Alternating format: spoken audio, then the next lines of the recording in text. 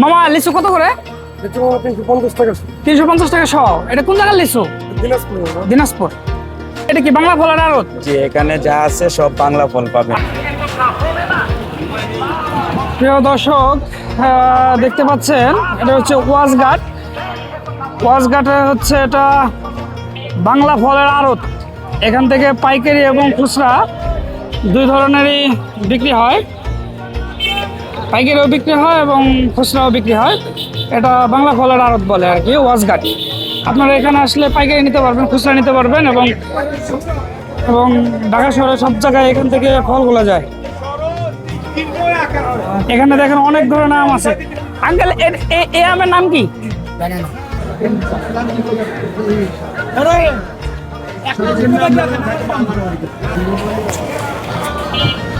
এখানে হরেক রকমের খেজুর রয়েছে। এটা কি আম?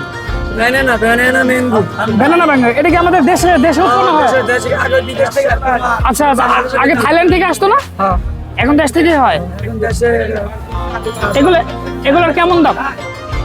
পাইকারি ধরেন 100 টাকা 120 টাকা। আম্রপালিও চলে আসছে। এটা কেমন দাম আছে এখন?